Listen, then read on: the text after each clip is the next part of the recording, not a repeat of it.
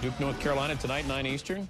Got us thinking about our all-time Duke team. How about the NCAA's all-time leader in assists, Bobby Hurley? Started at point guard for a pair of national championship teams. Most outstanding player in the 1992 finals. At the other guard, Duke's all-time leading scorer, Johnny Dawkins, 1986 Naismith Player of the Year. Scored in double figures, an NCAA record 129 times.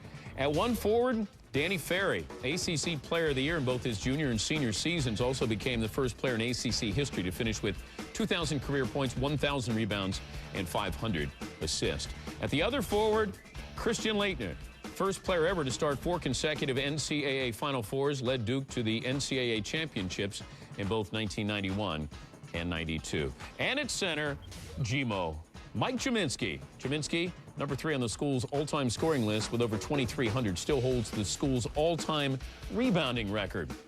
Let's go to our all-North Carolina team. Phil Ford, Carolina's all-time leading scorer, over 2,200 points, earned first-team All-ACC honors, 76, 77, 78. At the other guard, Michael Jordan, Naismith winner, John Wooden Award winner in 84, unanimous first-team All-American selection in 83 and 84. Went on to have a pretty good pro career. At forward, big game James Worthy remains the only Tar Heel named MVP of ACC Tournament, NCAA Regional, and Final Four in the same season. At the other forward, Antoine Jamison led the ACC in scoring and rebounding in his junior season, named the ACC Player of the Year, as well as Player of the Week, a record 7 times. And at center, it's Big Smooth. Sam Perkins, an Olympian in 1984, owns North Carolina records for career rebounds, blocks, and ranks second in points. Here's our poll. Well, there's still about 2 minutes left in that game, but pretty much decided well in command. We, of course, will keep you up to date, let you know what the final score is, but we don't want you to miss the tip of the game between North Carolina and Duke. The huge one in the ACC is coming up. The tents of Shesheskyville are empty. Cameron Indoor is full. 8 miles down the road. You think they're not interested on Franklin Street in Chapel Hill? I'd say they are.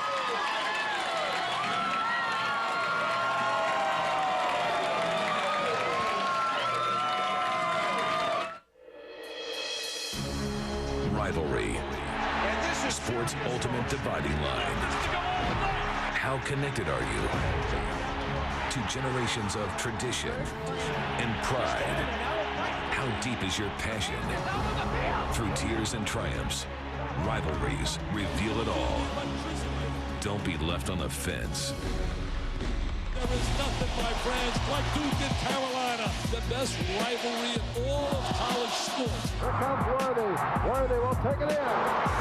Hurley leans on and got it. Andy's foul. Here comes Bricky again. Oh! Zipsy dude. Doug Gorilla. Look at the Wackos. They love it. Stackhouse. Oh! Oh, America. Are you serious? They got a chance. He lets it fly. Oh! Oh! I can't believe it. I can't believe it. The dance is one guy you got to try to find. Gets it off. Ties the game. Duhon left trying by Duhon. Here comes Felton. 4 seconds to Can they win it? Can they win it? Oh, unbelievable. Whose side are you on? You pick a side in this part of the state. Cameron Indoor Stadium, ACC Wednesday presented by Staples. What a matchup, number 2 against number 8. It's all part of Rivalry Week presented by Cisco Systems. You can see the importance of this game. The 218th meeting between North Carolina and Duke. It's a battle for the top spot in the ACC. Welcome everybody, I'm Brad Nessler with Dick Vitale. You got to choose your blue when you're in this part of the country. Partner, we've been here many, many times, but now for the first time in 4 years, 2 top 10 teams. This is a real deal. Well, North Carolina is for real again. They have a super offensive team. They are so explosive. They can beat you in many ways. They have balance offensively and a great player coming off the bench. Certainly a Marvin Williams. On the other side, you look at Duke. They got the big 3, Redick, Ewing, and Sheldon Williams. It'll be a must that Sheldon Williams stays out of foul trouble. He has to stay out of foul trouble. All right, well, this place can take a lot out of you. That's why we're not in our sport coach. Both coaches have not felt that well as of late, but they're 2 stars in their own right. That's why they're in our All-Star-wise? Well, Roy Williams certainly heading to the Hall of Fame ultimately, and Mike Krzyzewski, who is a Hall of Famer and who would be a great choice to be the Olympic coach in 2008. Let's take a look at our FedEx starting lineups and who the guys, Coach Williams and Coach K, have chosen to take the floor first. Felton and McCants in the backcourt, Manuel, Williams, and Sean May up front. Ewing and Reddick. Reddick, the leading scorer in the conference. Dockery, Randolph, and Williams, who's playing as well as any guy in the post in the country right now for the Duke Blue Devils. This is the 218th meeting. Duke has won 14 of the last 16 games. They've won 7 straight here on their home floor at Cameron Indoor, but North Carolina has the overall lead, 123-94. We got a 4-person team. We've almost got our own starting 5. Yeah. Doris Burke, Jay Billis are both with us. They'll be joining us as we go, but we're just about set for one of the greatest rivalries in all of sports. And one of the all-time great rivalries in college basketball, obviously. It's Duke, it's North Carolina, and we're ready to go. You know, I'm biased, Brad, but I believe it's the greatest sports rivalry, certainly in college sports. You think about Kentucky, Louisville, Ohio State, Michigan in football, but this is so unique and so special. Just listen to the passion, the intensity. The place is rocking. I mean, it's been unreal. We've been here for over 2.5 hours. Mike Wood throws it up along with Leslie Jones and Brian Kersey. There are officials, and they could have something to do with how this game goes as well. Will they let them play physically or not? Duke with a steal. Carolina gets back, hustles back defensively, and the loose ball, everybody going to the floor in the opening moments, and that shows you how bad everybody wants it. Well, a key player for Duke has to be Daniel Ewing. He, in the last 2 weeks, has not played to his level of play. He's going to have to be superb, not get in foul trouble. And on the interior, a great matchup with Sheldon Williams and certainly Sean May. Two guys that are friends every week of the season, every week of the year, except this week. Down low on the baseline, the double team. Randolph missed the shot on the turn. Here comes Carolina and Felton. And knocked away from Felton. Carolina, 2 trips down court, and they turned it over twice. Very important to try and make North Carolina play a 5-on-5, Brad. That's what Wake Forest was able to do, and that's why they were able to survive and get a win at home. If they get numbers on you, they're the most explosive offensive transition team in America. Certainly the pace of the game will dictate who wins it. Way outside is Reddick, and he knocks down a 3. What a player this kid has become. Not just a jump shooter. He's always facing somebody in his face. And now the steal. 3rd turnover in 3 trips for Carolina. Pull-up jumper for Ewing. And the rebound comes off to North Carolina quickly down court. Battle on the baseline. Out of bounds for Duke. I think it's very important for Duke to really be a little bit more patient offensively. If it's an up-and-down tempo and a track meet, it becomes an Indianapolis raceway. The edge goes to North Carolina. Or in this part of the state, at least NASCAR. 3-0 Duke. Early going. Double team and a steal by Felton. So Duke turns it over for the first time. They pack it inside. Work it to May from 15, and Sean May scores. You know, you talk about great post players today. We have so many in college basketball. When you think about May and Williams here, Eric Williams at Wake Forest, Channing Frye down there does an outstanding job in Arizona, and Andrew Bogut, great post player from out of Utah. Reddick has it swiped away. Carolina with a chance to lead. They come up short as McCants can't get it inside, but a foul is going to be on Duke. And that's where they usually excel in transition.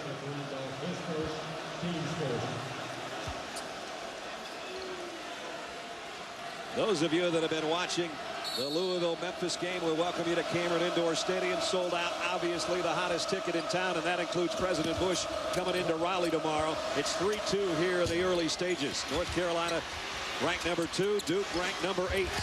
Block shot inside. Back come the Blue Devils. Ewing for 3. And it goes. They need that from Ewing. They got to get some confidence out of him. The landlord inside is a shot blocker, Sheldon Williams. The Randolph block shots well as... Here's Felton, who picked up his dribble in a little bit of trouble. Right now they're making him play 5-on-5. Carolina's turning over for the 4th time, Dick. They're doing a great job forcing him to play 5-on-5. The no-look pass Randolph finally finds the handle. He's double teamed, but he forces it up there, and the rebound comes off to Sean May. Last touched by North Carolina. Let's check in with Doris Burke. Brad, the dizzy spell Coach Krzyzewski suffered in Saturday's game against Georgia Tech led to a series of tests. EKG, blood pressure, heart monitor, you name it, all checked out fine. He said it's been a very taxing season requiring a huge emotional investment. He said obviously it was a scary seeing him going down. He was far more concerned with the reaction of those closely associated with him on the distaff side.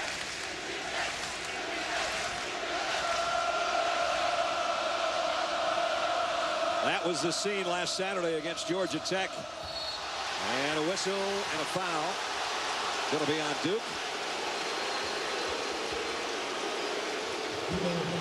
It's going to be on J.J. Redick. Now, Mike told us in the locker room before the game, he said the Georgia Tech game was a game we had to have. We couldn't come into North Carolina on a low note, on a losing note. And he said we put so much into that, and so did he, that he thought that was part of the cause of the fact that he took a little nap on Coach K court there. Well, he's had to work so hard with his club, getting the most out of his people. Block shot by Williams. I'll tell you, Williams has become such a factor. His numbers over the last 7 games are scary. 20 points a game, 12 rebounds a game, and 4 block shots a game. That is his 72nd block of the year, and an easy one inside for Randolph. And J.J. Redick created that. The defense rotated to Redick. He found the open man. He is becoming a complete player. Duke up by a half dozen in the first 3.5 minutes. Long three from McCants off the front of the iron. May trying to clean up. And it's Williams who snatches down the rebound. The leading rebounder in the country, 12 a game. The key thus far early in the first 4 minutes, North Carolina's only had 1 fast break opportunity. Jay Billis joins us as well. He's played in this building, but he knows that North Carolina's a tough, scrappy team, kind of like Duke, Jay. Well, Brad, I think the key to this game is going to be which team values the ball better. Both these teams are explosive in scoring, but the team that gets on the floor after loose balls ultimately could be the one that wins it. Last year when the game was on the line, J.J. Redick and Duke got on the floor while North Carolina bent over at the waist. But this is more of a blue-collar North Carolina team. They are tougher mentally and physically. When the ball's on the floor, I think North Carolina will be there as well this year. Foul on Marvin Williams, who just checked in. Marvin Williams for Roy Williams in his 2nd year in North Carolina, 17th year overall. 1-5 record against Duke, and you know how bad he wants this as well. This is what these two teams, this is why they signed with these schools to play in this game. Let's be honest. I tell you, it's very tough to describe the unbelievable intensity that's on the floor. You can't describe it. It's incredible. You feel it up here in the booth where you and I are. There's no 2-man game here. They got great guard play with Ewing and Redick. Always have a chance to win when you're superb on a perimeter. Double team down, and they work it around the perimeter, and Felton might come up with a steal. Ball picked up. Shot clock under 10 now. They missed Redick. He was wide open. He couldn't believe it, how wide open he was. Dockery, baseline drive into the tall timber, and he did draw a foul. He's starting to put some points on the board now, Dockery, something he didn't do early in his career.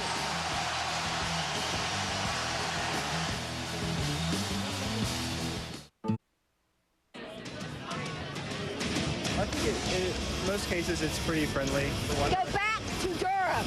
They do smell particularly off. We just have more about us. They're a little team, but They're a little baby.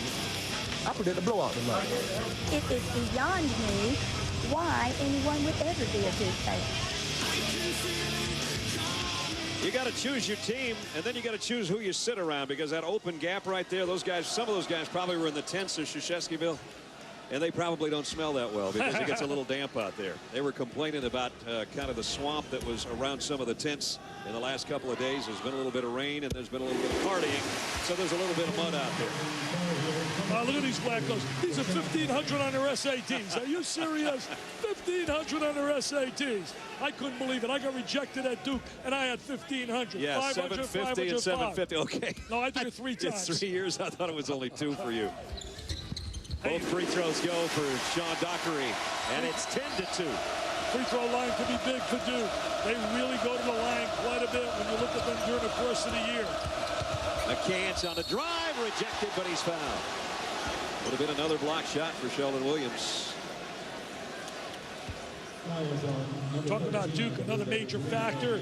As Jay said, they got to protect the basketball and be selective with their shots, because if they're not, they'll have trouble in terms of transition. If they're selective and they really protect the basketball, it equates to good defense because it helps your defense. Leading score at 16.1. Rashad McCants hits the free throw. North Carolina, though, only 1 out of 8 from the floor and 5 turnovers. So that echoes what Dick was talking about. They're so far not taking care of the basketball, and they're not shooting well. North Carolina averaging 92.2, shooting 51.4%, third in the nation behind Utah State and Utah. They were the number 2 team as far as point differential, right behind Louisville. That will change after what we just saw. What a shot. With Memphis and Louisville tonight. What a shot. Rick Pitino losing to Memphis. Ewing, that one pulled out of midair by May, and now it's an open court race. McCants just lost the handle, turned it over, and back comes Redick. And they had an easy layup. Sloppy right now both ways, but both teams have turned it over. Trying to force the action, trying to create plays that aren't there. Got to be a little bit more patient offensively. Sean May, that's a strong move. He should touch it virtually every time they're in a half-court game, I would think. He's got great hands. Well, if you go inside to him, you go inside, outside, and you become very effective. Duke by 4, 14-40 to go first half. One of the reasons these two clubs are very good is that they have post presence. A lot of teams do not have post presence. Here's a lob, backdoor, great pass by Dockery to Ewing. Great look by Dockery, but what a back screen that created the opportunity. Felton hurries it down court and knocks it off the glass. Well, down at Chapel Hill, it's everybody loves Raymond. Certainly one of the blue chip point guards in America. So unselfish, loves distributing the rock. Hey, Brad, one of the things they've done really well, they lead the nation in assists. There's something in buying into Roy Williams' system about share the basketball. Over 21 assists per game is tops in the country, as Dick said. The first 2 years, they were kind of a selfish basketball team. And they admit it now. Yeah. Dockery, shot clock winding down, and he lost the handle and out of bounds. Both teams will go to their bench. Let's take another look at that backdoor cut and the screen Dick was talking about for the slam by Ewing. They did a great job setting up a rear screen that created the opportunity. And they throw that diagonal right over the top. A poor job by North Carolina communicating. You got to communicate on the floor about those screens as those screens come up. So the early hectic pace is calmed just a bit, and Carolina can cut it to 2 if they score. And McCants does with an up and under.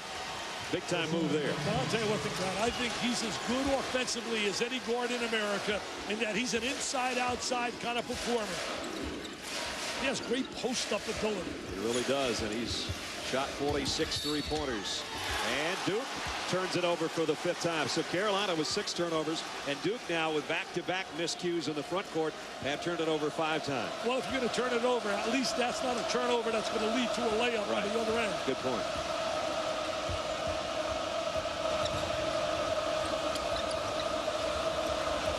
Good, tough man-to-man defense, typical of Duke. Let the ball, pressure it. Deep 3, and he knocked it down.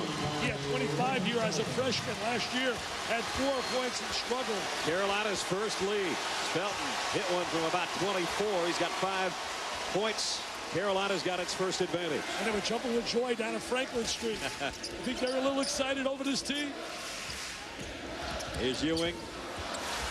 Cut off by Felton. Randolph's putting it on the floor. There's too much dribbling right now by Duke, by guys that shouldn't be. Got to get more ball movement. Ewing, baseline jumper. Rebound snatched out of there by Jawad Williams. So underrated when you talk Jawad Williams, shooting 60%. Look at the speed of Felton. He's sensational. I tell you, you talk about great point guards, you better include his name.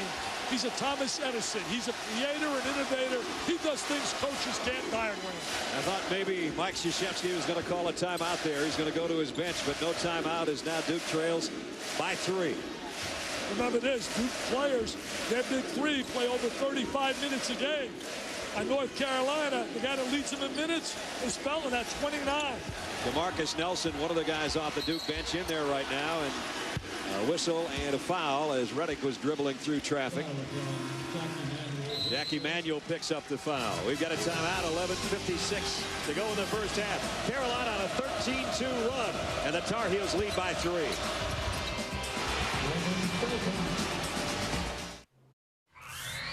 ESPN's exclusive presentation of college basketball is presented by Staples. That was easy. And in part by Cisco Systems. This is the power of the network. Now, and Bass. Reach for greatness.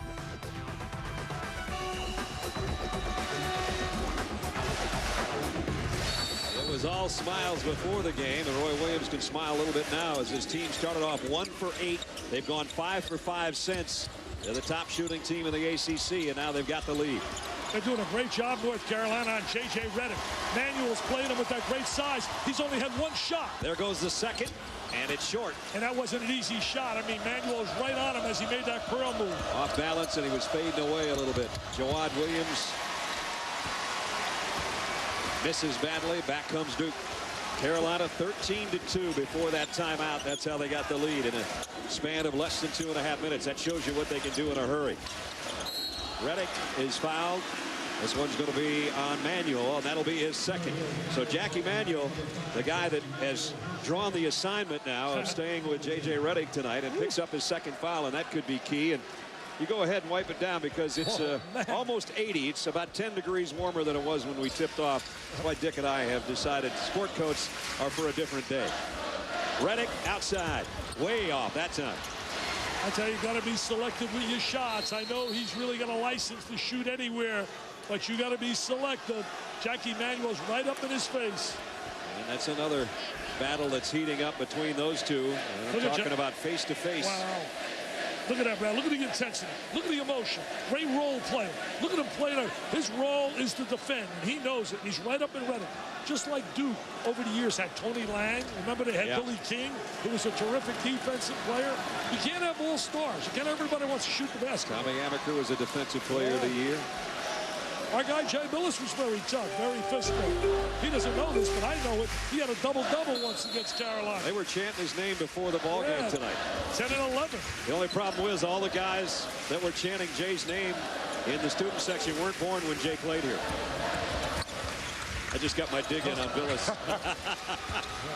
Sorry about that, Jay. Hey, they weren't born when you were playing either. Good point.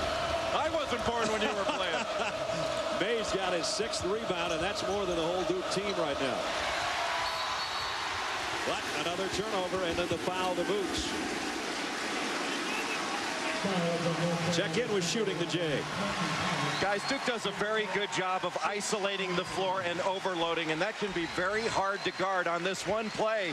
You can see they get all the action moving to the right side, and you can see there's going to be a little screen set. J.J. Redick is going to clear the side, and Daniel Ewing going to go all the way to the basket and get an easy lob. There's got to be better communication, as Dick Vitale said. Somebody's got to step in there and bump that cutter. Yeah, you got to bump the cutter, you got to step out, and you got to communicate. Williams trying to back in on May. Up and under with the left hand. What a move. Great move inside, but might have gotten away with a little walk. I thought he lifted his pivot foot, but it was a sensational move. He's become so effective in that 3-second area. What he's done really well is he hasn't gotten in foul trouble. On the other end, Sean May comes down and says, all right, buddy, you got me on one end. I'm going to take it on the outside on the other end. And Carolina maintains a 3-point lead. We approach the midway point of the first half. This is number 2 North Carolina at number 8 Duke. The 218th meeting between these rivals. Only 8 miles separates their campuses. Brad Nessler, Dick Vitale, Doris Burke, Jay Billis with you at Cameron, and the 9,300 and change of our closest friends in a sweat box in Durham, North Carolina. Redick bumps. Going to be on May, I thought, maybe not. Well, the one thing you want to keep J.J. Redick off that free throw line. We know how automatic he is. He's the greatest free throw shooter in the history of basketball. His career numbers 355 to 379. To me, that's a key. You must keep him off that line. He's been sensational again this year, as he always has been. 95% free throw shooter a year ago. He's cooled off. He's 110 out of 118 this year. That's 93%. That's still good enough to be best in the country. Hey, when he went 7 for 10, we joked about it. They start chanting here, fix the rim, fix the rim, fix the rim. With more on Redick, let's check in with Doris. freshman J.J. Redick averaged 3 free throw attempts a game. As a sophomore, it went up to 4. This year, over 6 per game. Why, guys? Gary Williams said it. He's now capable of going off the bounce with either the left or right hand. He said, forget about that guy just sticking threes and getting points that way. He has become a complete player and a tough guard, Dick Vitale. Well, I'll tell you one thing. If I pick my All-American team right now, he's my second guard. I haven't seen one better. He has become so versatile and certainly a candidate for National Player of the Year honors, as is Sheldon Williams. And you lead the ACC in scoring. You're in that area. McCants underneath, intimidated by Williams, got a piece of it. Back comes Duke, a chance to lead. He ran a great backdoor cut, but the defense rotated over. Williams turns. He's got space. Finds his man on the baseline. Got to convert that. It was a great look by Williams. DeMarcus Nelson couldn't hit the layup. And now back they come, and Carolina with Felton for 3. Who's going to get the rebound? North Carolina does. And it was Marvin Williams. Marvin Williams is a big-time offensive rebounder. Don't forget, on Friday night, NBA on ESPN starts with a Kia shoot-around at 7:30. Then at 8, Cleveland takes on Denver. That one available on ESPN HD. Then at 10:30, Dirk Nowitzki in Dallas take on Chris Webber and the Sacramento Kings. NBA Friday coast to coast on ESPN. For more, log on to ESPN.com. Hey, what about Luol Deng? Gets 30 last night and 11 rebounds for Chicago. I like the composition of that team. They've won all winners. Ben Gordon, Duhan, Deng. Yeah. All good kids. Scott Skiles and John Paxson deserves credit. Roy Williams has certainly brought back the spirit. The buzz in North Carolina basketball is back. 1-point lead. And he missed both free throws. Marvin Williams, maybe the best sixth man in the country and certainly one of the top freshmen in the nation, but he missed 2 from the line, and he was a number 4 free throw shooter in the ACC coming into this thing. Well, maybe a little sidekick playing here in this environment. No doubt. His first trip in here for him. When you come in here as a freshman, play for the first time, you might think you've been in a pressure cooker, and then you go, what, are you kidding me? Well, Raymond Felton said that. He said, I can't explain to him what it's about until you feel it. But Marvin Williams is so special. He's magnificent. He is going to be the next great superstar in North Carolina. Duke with an opportunity again to regain the lead. They've led by as many as 8 before Carolina went on a run. Williams and May. Williams just turns and fires. And the rebound off to the aforementioned Marvin Williams. J.J. Redick never gets an open look. I was watching Manuel right in his face. Sean May on the other end. It's run and gun right now in both directions. J.J. Redick's going to slow it down a little bit. You got to be very selective when you go in transition against North Carolina. You got to pick your spots off a turnover, off a long rebound, and you really try to want to make them play 5-on-5. Cross-court pass, dangerous one, but he got it to Nelson. Nelson against May. Williams fights for the rebound. Short arms it going up, though. And now it's on the baseline. Duke turns it over. Nelson averages about 4 rebounds a game. He's a kid that came in with a big reputation as a scorer out of California. Carolina hangs on to its lead, but it's by only 1.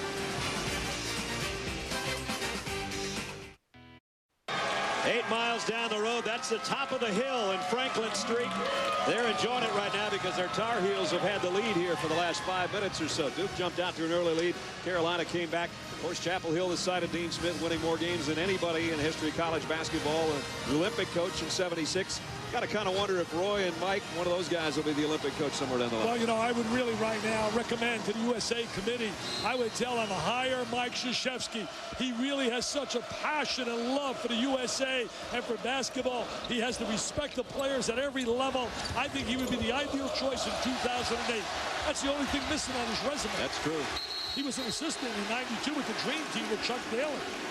Scramble for the loose ball. Jay talked about who's going to go to the floor and want to win this one, and so far both colored jerseys have been scrambling trying to come up with loose balls. Let's check in with Jay Billis. And that's really the difference, Brad and Dick. Who's going to value the ball more? Who is going to go after it? Who is going to protect it? And last year in this kind of play, you might not have seen North Carolina get on the floor, but Raymond Felton, they're taking his space away. He tried to go behind his back, but North Carolina dove on the floor. They're the ones that got it. They dove on the floor on that last possession as well. You know, Jay, they're really sharing the ball well. They lead the nation in assists, something they didn't do last year. Williams knocks it down from the outside. Marvin Williams has got a nice touch. He can even shoot the 3, and he knocks that one down from about 17. It's a 3-point Tar Heel lead. I'll tell you, Brad, he is special. Comes the way of Washington out there in the Seattle area. Just a big-time performer. Explosive. Works hard defensively, too. Alcione with the ball, trying to drive against Jawad Williams. Nelson inside of Williams. Nice pass inside the Williams. Great look by Nelson. Now you got to hustle back. I thought Williams was going to take another one, but he lost the handle before he had a chance to take the three. I'll tell you, Duke doing a great job defensively in transition. There's a steal. Give it up. Give it up. Alcione to Redick, and he had it rejected out of bounds by Jawad Williams. Jawad Williams with a terrific defensive play. You thought that would have been an automatic layup. That looked like layup city for J.J. Redick. Alcione with a nice bounce pass. Great defensive play, especially not to foul him. Redick off the inbound for three. Hasn't had an open look yet. Carolina had a hand on the rebound, but Melvin Scott kicked it out of bounds. I think J.J. Redick's got to be aware that Jackie Manuel's got 2 fouls. Yeah. And he's got to attack him off the dribble, try to get third. You and I talked about it during one of the timeouts. The story could change if number 5 gets a third foul chasing number 4 around the court. I tell you, you talk about having the ultimate respect. J.J. Redick has it just by the way the intensity of the defense. This time he got up in the air. They did a nice job to defend him, but it's Sheldon Williams inside, and Duke regains the lead. They have not been able to handle. Sheldon Williams has been dominating in the 3-second area. Blue Devils back in front. Felton going to the rack.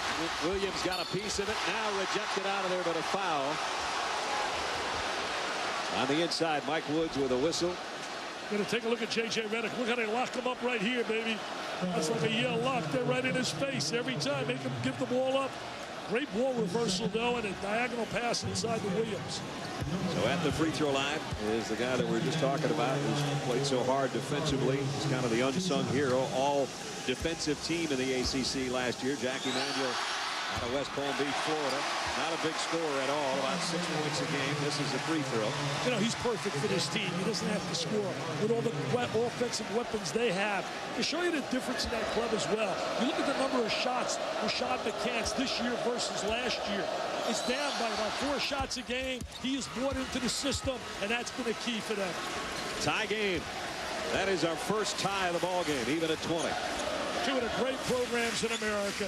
Say anything you want, they do it the right way. You never hear about NCAA violations. They're quality kids, and they compete. Long three. And knocked down by Alcione. There's a kid that earned playing time. He came here, didn't have a scholarship. He believed in his ability, and now he's a major contributor. And he just knocked out his 29th three-pointer of the year to give his team a 3-point cushion. Felton tipped in. Nice job by North Carolina on the stick back. I believe it was Jawad Williams with the tip. Nobody blocked out. They have nobody to check Felton, though. Felton could beat almost anybody off the dribble. Williams leaves it for Nelson. Nelson, nice position with a body on the baseline to score. Great ball movement, bringing the ball to the weak side, getting quality minutes out of Nelson.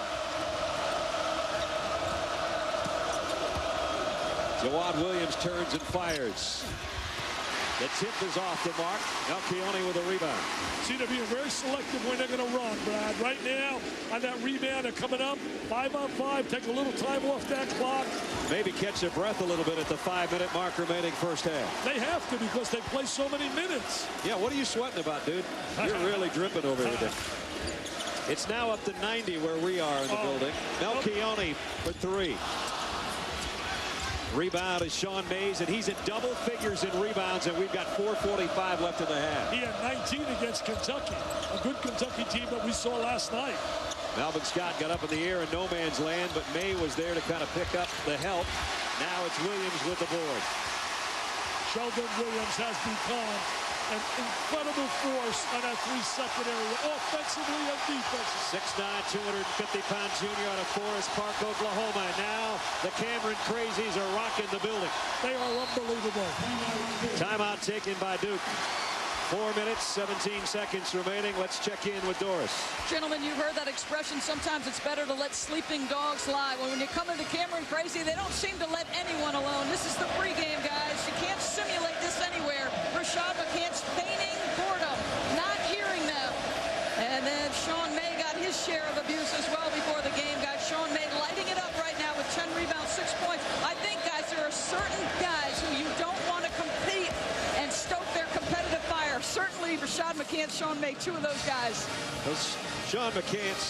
Rashad McCants, rather, of course, made the statement sometimes at North Carolina he feels like he's in prison because it's so rigid. So you got to know the Cameron Crazies were going to come in with their prison outfits tonight. I tell you, what he really meant there is they have so many rules, regulations. I know, I should have cleared that up, but I think everybody knows that. Right. And you know what? About time he's listening, Mr. Williams, because it's made him a better player. Those Cameron Crazies, they drove me bananas. They wanted to pass me the crown. I said, hey, man, I'm 65. Take it easy on me. And a walk. Duke turns it over. Nice defense by North Carolina. That's the area that they've really improved on. Two basic areas.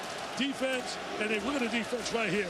Buying into it, Mr. McCants, and sharing the basketball. Those two areas, they're a different team than last year. You see the intensity by Rashad on that turnover he forced, giving his team the opportunity with just under 4 minutes to go to regain the lead, but they throw it right back away. It's the most I've seen North Carolina turn it over in a long time. The last two games, they had 9 turnovers in each game. In the whole game, they're in double figures here in the first half. And one of the reasons, because Duke's forcing them into 5-on-5, not allowing them to get easy layups in transition. You negate that running game, you got a shot. Redick. He can't get an open look, man. Nope. He can't get an open look. I think the only open looks he's had is in practice before the game. Here's Ewing on the drive. And the foul before the shot's going to be on Felton.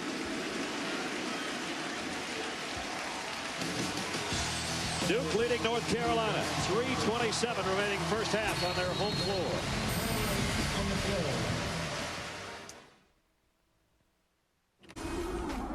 Sports Center in-game. John Saunders back in the studio. A couple of scores. Kansas and Kansas State, surprising there, tied at 24 apiece. And Virginia knocks off Florida State 56 to 55. Right now, back to Brad and Dick. We're going to have Bruce Weber at halftime. All right, John, thanks. Back here, we've got 3:27 remaining in the first half. And this one seesawed back and forth. Duke is led by as many as 8. North Carolina is led by as many as 3. As you take a look at the standings, this is a very important ball game. Of course, they'll meet in the regular season finale at Chapel Hill. But it would be momentarily, if Duke could win, they basically would be in front, even though the records would be the same, because they'd have one up on North Carolina as far as head-to-head. I got a feeling we're going to start to see a run by Georgia Tech. I think they got an emotional lift yesterday with B.J. Elder coming back at double figures, and I think Paul Hewitt's team is too talented to be able to slide the way they did. Look for them to make a run. Back to a 5-point Duke advantage. And a steal, near steal by Nelson. Get on the floor. They're getting on the floor for the loose ball. There's that scramble that we were talking about. Cameron Indoor Crazies, they love it. The tempo, the way it's gone so far, you want to control it if you're Duke. Doris. Well, obviously, it dictates the outcome of this basketball game. If you're Duke and you're playing the #1 scoring team in the nation, what you need to do is let your offense help your defense. Don't take rush shots. Don't take bad shots, and limit your turnovers. Dick, that obviously helps you on the defensive side as well. Yeah, it does. We play to good defense. We shared that a little bit earlier, Doris, and I agree with you. You got to protect that basketball and be selective with your shots. Duke has 10 steals so far in the ball game, so that's turned into some points for them. That's doing an amazing job knowing tendencies. These clubs know everything about each other, and they read, anticipate really well. Well, you said a key word there. They know as much about each other as any two teams in basketball. It's a 7-point lead again. Nice drive by Nelson. Also, Mike Krzyzewski got a lot of advice this week from the general, Robert Montgomery Knights. His former leader said he called him a number of times, talked to him a little about building the team and about what this team's about, and said he got great advice. And he also talked about what you do in this stage of the season. And part of it was kind of hooked to Mike, the fact that Mike was so exhausted last week and actually had the fainting spell or whatever you want to call it against Georgia Tech. And he said, I talked to Bob Knight, and we talked several times about how you pace yourself in practice at this point of the year, because you want to be fresh, obviously, for the ACC tournament and the NCAA tournament to follow. Well, especially when they play so many minutes. They're doing a great job defensively. They are really helping one another out, closing off passing lanes, and really making it difficult for North Carolina to execute its motion game. Well, how about Felton has 1 assist. He has scored 7 points, but Raymond has 1 assist and 4 turnovers. Here's Ewing. 3 on 1, and he goes and scores anyway. That was a big-time move. The reverse layup by Mr. Ewing. We're not talking J.R. Ewing, Daniel Ewing. It's not about Dallas, even though he is from Texas. 15-3 Duke run. Take a look at this layup. He was determined. Great reverse layup in traffic with the left hand. Lays it on the glass. He's a key player. I tell you, if he finds somebody that took a picture of him going 1-on-3 against 3 North Carolina guys, he'll save that one. Save that forever. That becomes a great memory, something you share at the dinner table, and it gets better and better. It becomes like, you know, when I scored my 40th point? Yeah, exactly. Something you and I would never exaggerate. Never. Marvin Williams was shooting 87% from the free throw line. He's 0 for 3 at Cameron in his first trip as a freshman into this building. Well, we had that with Chris Thomas in Notre Dame against Syracuse. Great free throw shooter. So now we're down to the final 2 minutes of the half. Ewing around a pick. Felton stays with him. Duke has done a fantastic job controlling tempo. They have controlled the tempo of this game, the flow of the game. Now with the clock winding down, a runner off the glass for Dockery.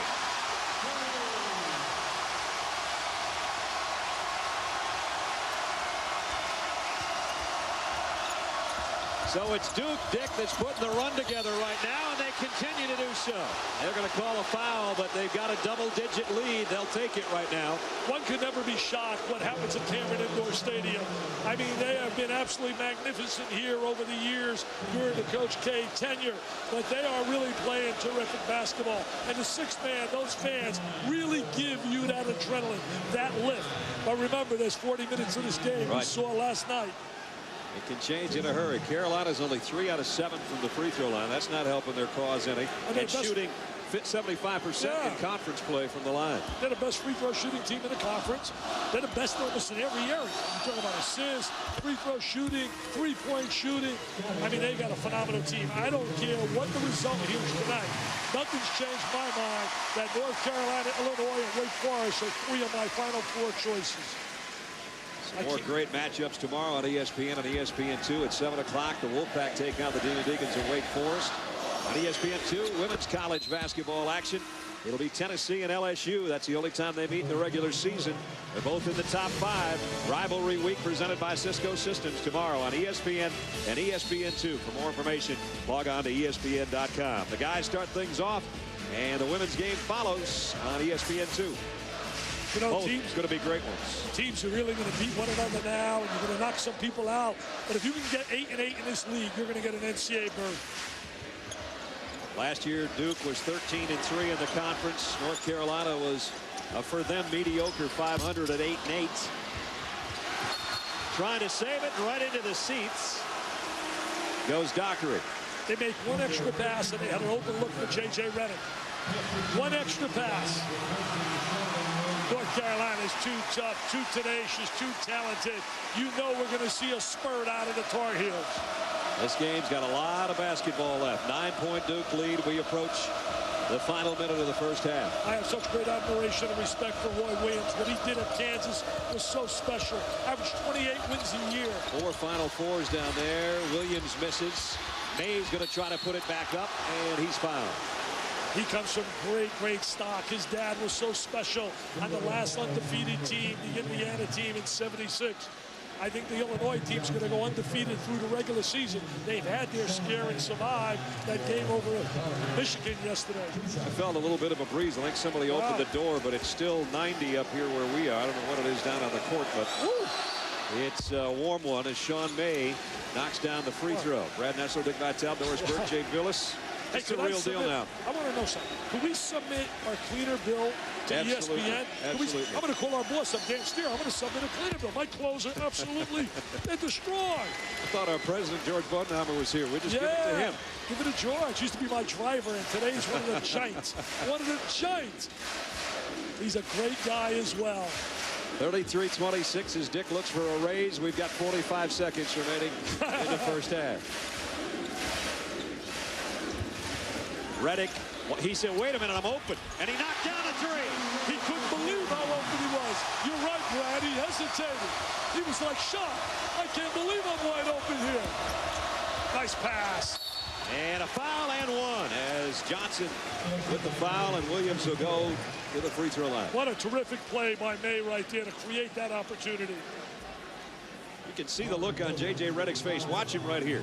He's saying, where's my guy? His guy fell down. Wow, he can't believe it. Catches it, squares the body. Nothing but nylon, baby.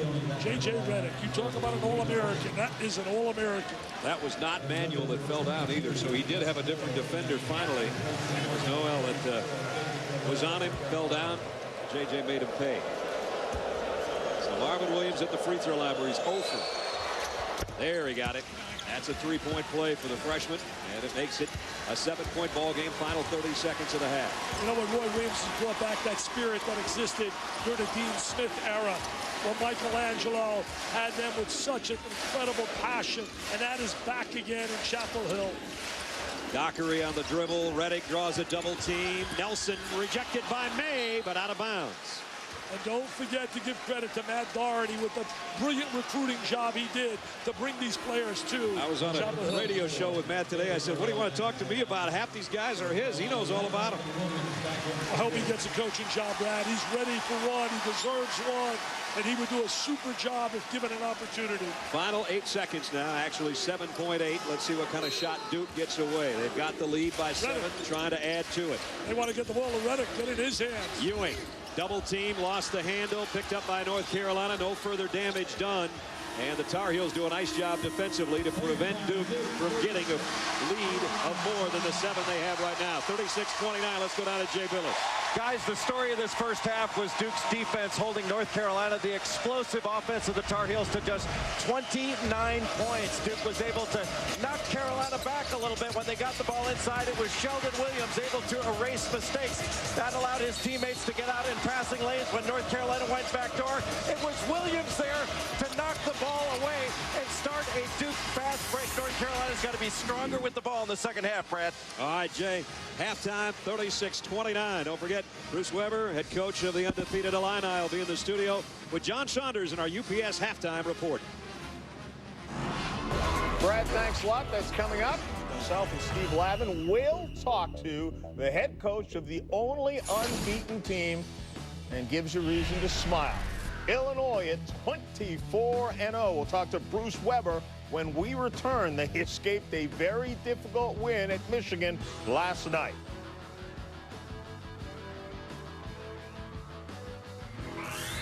ESPN's exclusive presentation of college basketball is presented by Cisco Systems.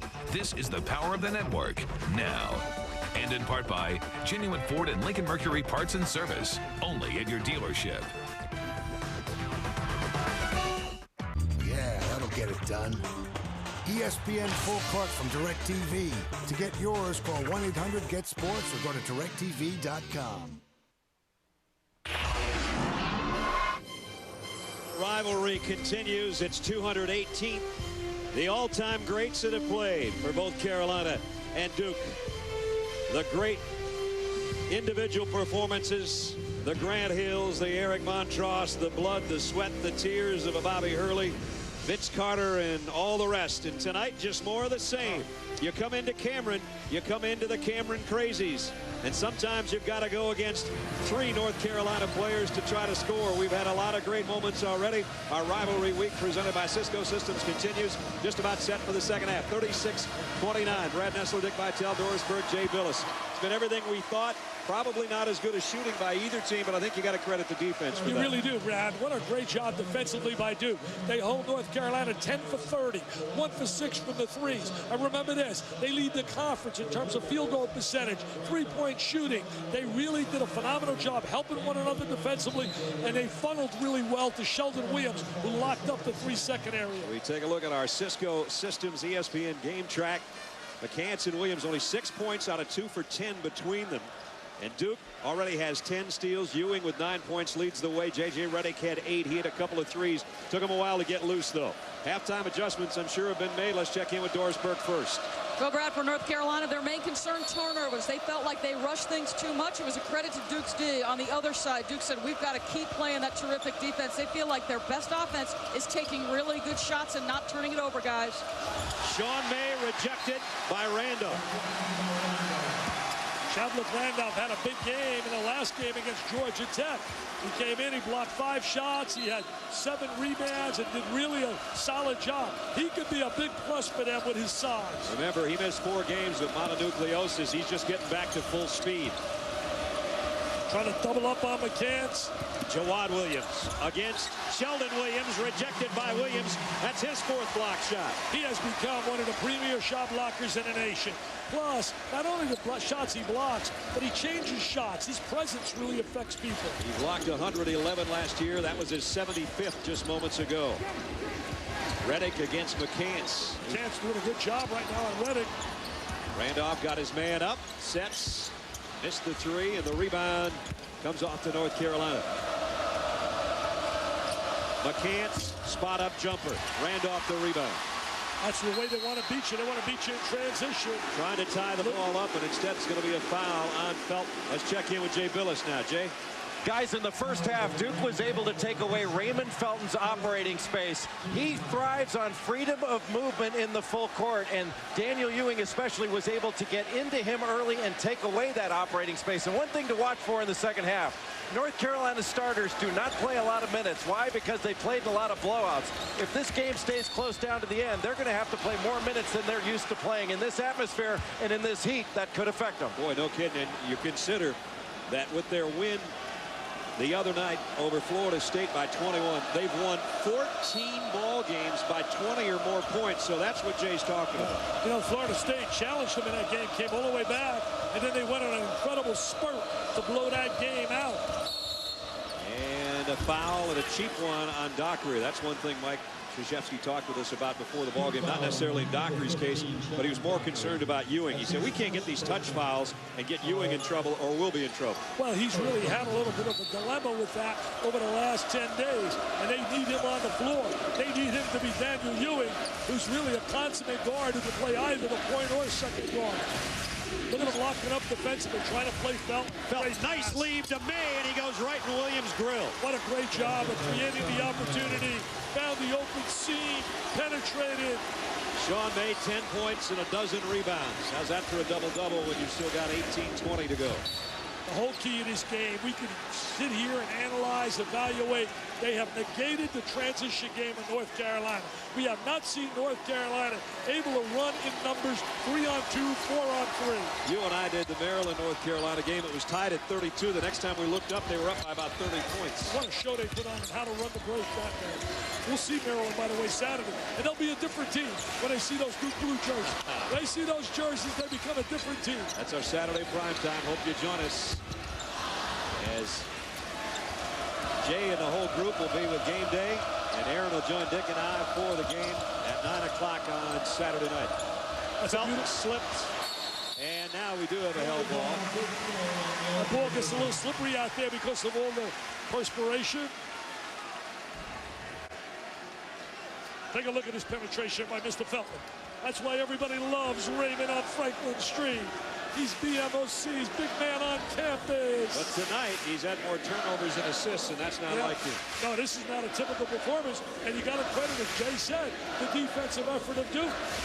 This is as close as they've been, though, since it was 27-22, 5-point ball game. And now Ewing slips and falls, and he travels. And it's getting hot down there, and you think we were playing on ice. Yeah, it's all that perspiration. And Franklin Street, top of the hill. They're looking on. Their Tar Heels are down. Oh, there they are, Franklin Street. They're into their second round, I think, and they've definitely passed the appetizer stage. It's full course time now. There's some chicken wings. Send us some. Here's Sean May. He throws a chicken wing on Sheldon Williams, and it's tipped in. Jackie Manuel on the offensive glass. He gives him another dimension for the guard spot with that size he has.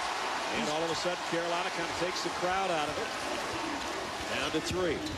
Williams, a drop step, runs into a double team. Still powers it up, and he's fouled. He really created a foul opportunity for himself right there with the ball fake. Jackie Manuel's right in the face, man. He's all Velcro. He is sticking to J.J. Redick. Now take a look right here. Sheldon Williams going to earn this trip. There's a double team. Now he sees the double up. Take the step and under. Draw the contact, go to the line. What a sensational year he is having. What a strong year for the landlord, they call him, a nickname he got way back in 9th grade. He was taking up so much of the lane in a varsity game, and he was blocking shots in double figures, and they said, you know, he's treating guys like bad tenants right now. Thus the nickname. And the big fella, 6'9", 250, and I don't know if there's anybody playing low post better than he is right now. I'll tell you, playing great. So is the kid out of Utah, Andrew Bogut. Nobody talks about him. Averaging about 20 and 12, 7-footer, really doing a phenomenal job. They've won 15 in a row to Utes. Felton leaves it inside for McCants. Tipped in by May. Sean May now and Sheldon Williams, the two big guys, doing the work for both teams. Yeah, both guys really negating each other. But the one area where Sheldon Williams has won the battle is anchoring that defense. He has been a strong anchor. That opportunity, by the way, was created by penetration again of Felton. Reddick got his man in the air, trying to go up to draw a foul from Manuel, and now knocked off of Manuel. J.J. Reddick cannot get an open look. Cannot get an open look.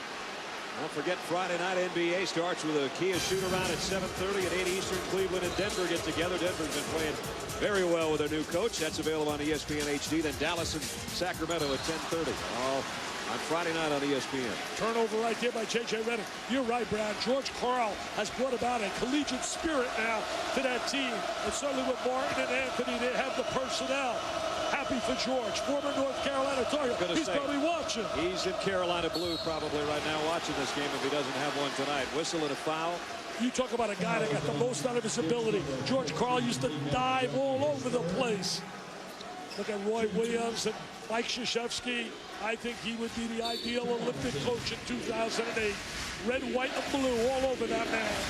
Mike Krzyzewski, 711 career wins. Past that 700 mark this year. Here's a pass, too strong for Williams and taken away by Nelson. Juwan Williams was a little bit surprised there, but he had himself a layup. See, controlling tempo right here. This is so important. Making the extra pass, eliminate the transition. Williams turned baseline on May, and May was waiting for him, as if to say, buddy, I've seen that move a bunch. You know, Brad, everybody talks about doing it against North Carolina, but not many teams can execute that as efficient as they're doing here. Great point. DeMarcus Nelson gives it up. Williams now drives on May. Whistle and a foul before he got to the basket. And that foul is going to be on Jawad Williams. We got a timeout. 15:36 remaining, a three-point ball game. Time on the floor.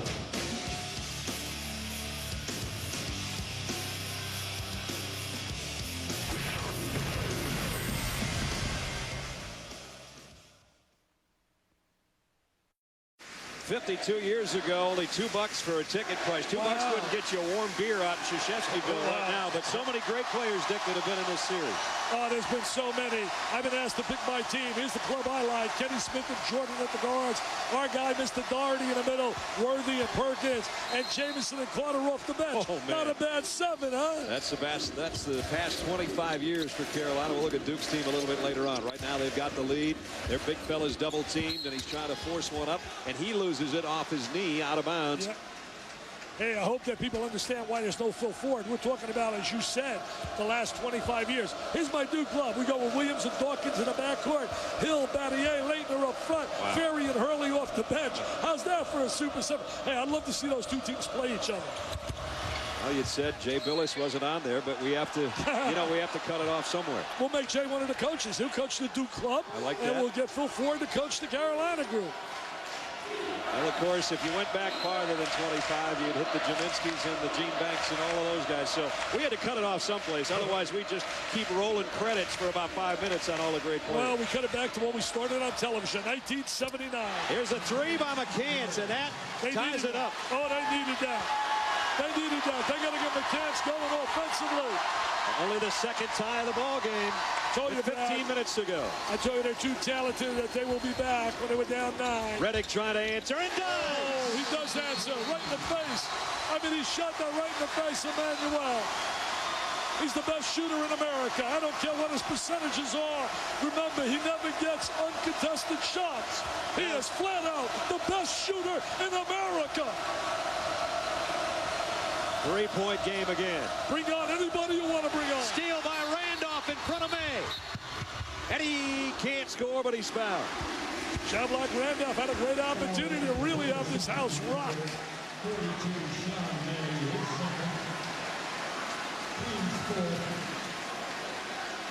Redick has 3 threes tonight.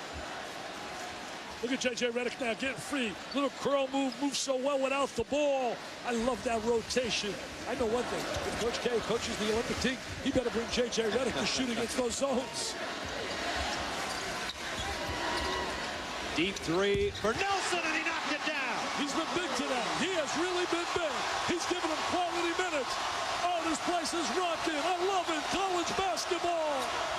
That'll quiet him down momentarily. Nice speed inside to Marvin Williams. Great look inside to Marvin, the magnificent one. He's going to be magical. They're still my team to win the national title, North Carolina. Ewing, pull up 18-footer. Rebound battle is won by Williams. Marvin Williams, that is. Got so many Williams out there. Here's May, and he's hammered underneath. He hesitated. He should have went to the basket a little quicker. Randolph picks up his 3rd foul. He broke all the hearts of the people in Bloomington, Indiana, when he said, I'm not going to my daddy's school. I'm going to North Carolina. Remember, his daddy played for Dean Smith on the Olympic team in '76. Of course, his dad was a National Player of the Year in '76. Oh, is he good? Undefeated Indiana team, a 32-0, the last team that's done it. Dad, that team I love. They represented everything coaches dream about. Shared the basketball, defended. They were so brilliantly coached. They would have had two unbeaten seasons if Mr. May, his dad, didn't get hurt.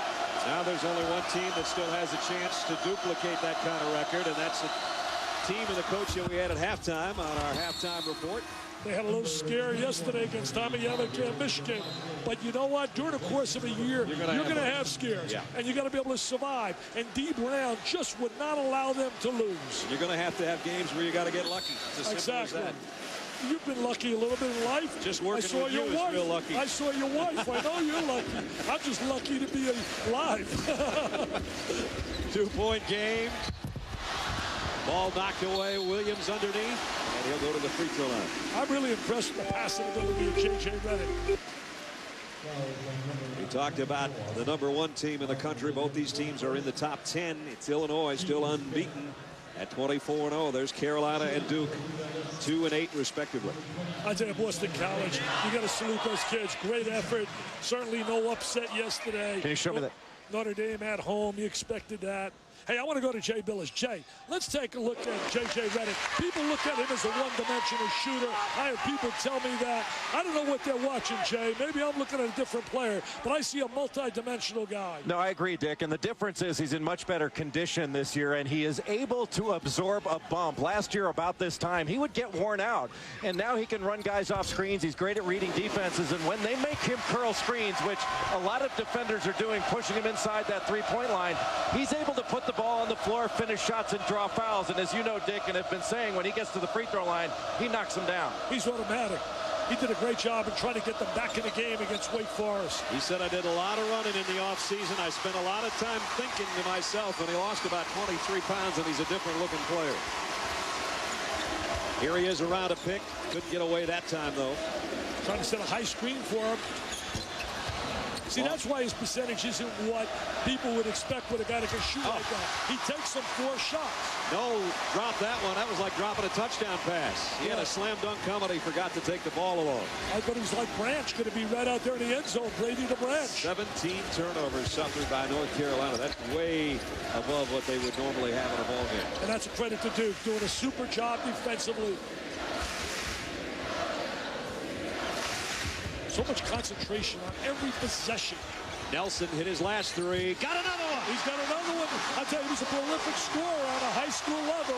He had a broken thumb earlier this year. North Carolina trying to answer and can't. Randolph the rebound. Duke by 7. We're under 12 and a half minutes to go. I think they're shooting the ball too quickly. Rivalry week, the 218th meeting between Carolina and Duke at Cameron Indoor, and it's rocking right now. With Dick Vitale, Doris Burke, and Jay Billis, I'm Brad Nessler. Duke has won 7 straight on their home floor against Carolina, and right now they've got the lead by 7 with 12 minutes and change remaining. Redick, pull-up jumper, and whistle and a foul. The team that takes the better shots down the stretch is going to win this basketball game. It's all going to come down to shot selection, like it does so many times. You and I have done so many games. We see teams execute, and they have the wrong people shoot the ball. Saw a great effort defensively last night out of Kentucky. Oh, did we ever.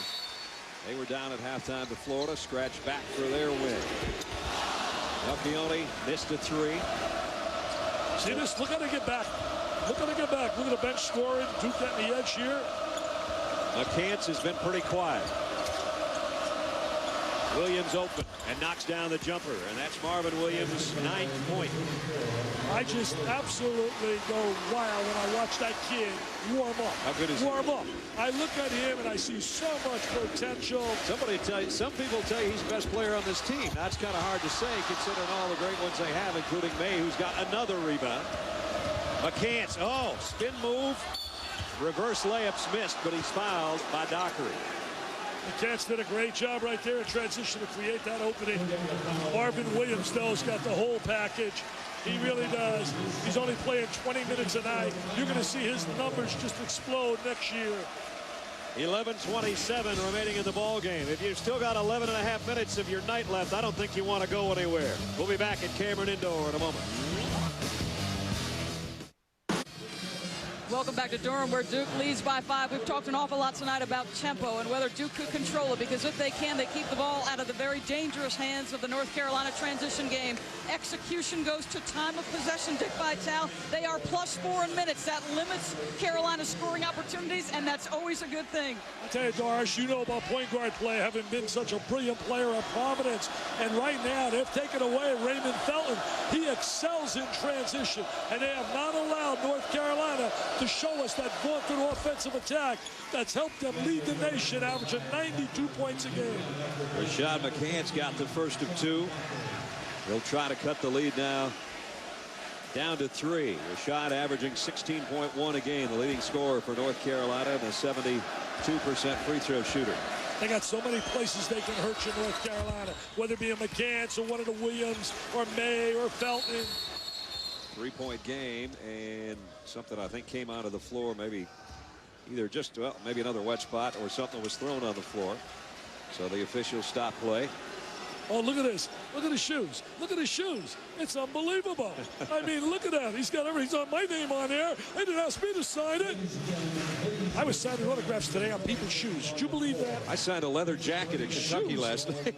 I believe said, you sure you want to wreck this jacket? You signed a lot of shoes the other night. I had some girls asking me to sign their arms, and I refused to do it. I don't sign skin. I don't sign skin. Leave that one alone.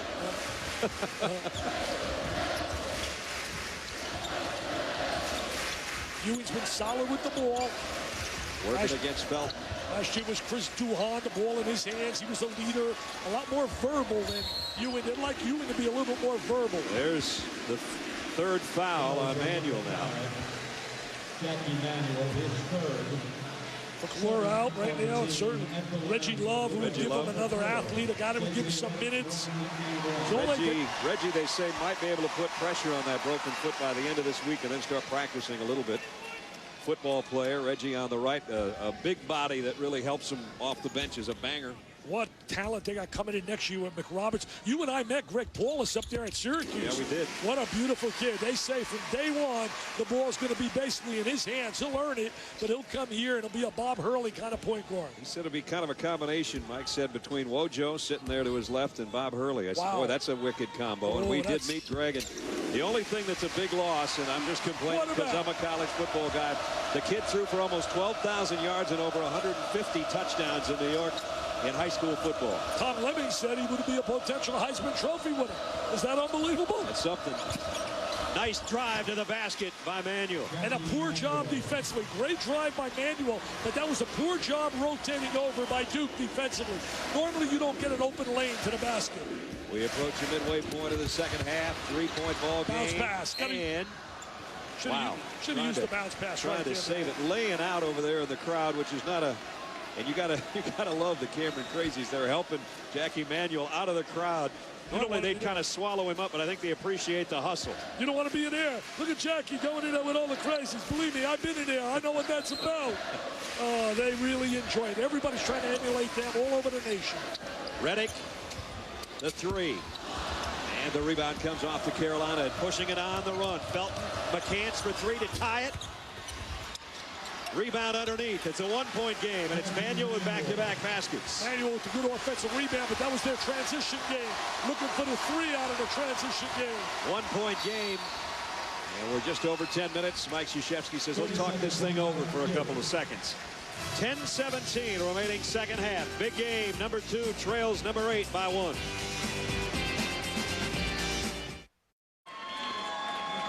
New life at the top of the hill in Chapel Hill as the North Carolina Tar Heels making a run at Duke and Cameron Indoor Stadium. They trail by just one. Why? Because they've been much tougher with the ball, especially in their half-court execution. Raymond Felton putting the ball on the floor, drawing defenders and dishing off to Sean May. Then again getting free, and North Carolina getting some easy looks and offensive rebounds inside. Then a mismatch, and Jackie Manuel able to put it on the floor. J.J. Redick too busy trying to guard inside to get over and cut off that drive. And Jay, Carolina shooting 50% in the second half from the floor. Duke, that's the first two-point field goal for Duke in this half. They had 3 threes. 3 of 12 is all, but on that drive, Nelson has been a big difference, Dick. He really has. That was a great play, and they came right back, North Carolina, with an answer.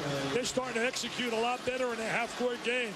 A lot better execution out of North Carolina. You're going to see the little ball movement, the ball dumped inside. It is May with the little handoff, very unselfish. That's why they lead the nation in assists right now. Number 1 in America. At the free throw line, trying to cap a three-point play again. It's Marvin Williams. He's done that once in the first half. 11 points for the game. Randolph's got to come out. He's got 4 fouls. They need his size as they go down the stretches. We're under 10 minutes. 9:57 remaining. What basketball in this conference. Great article today.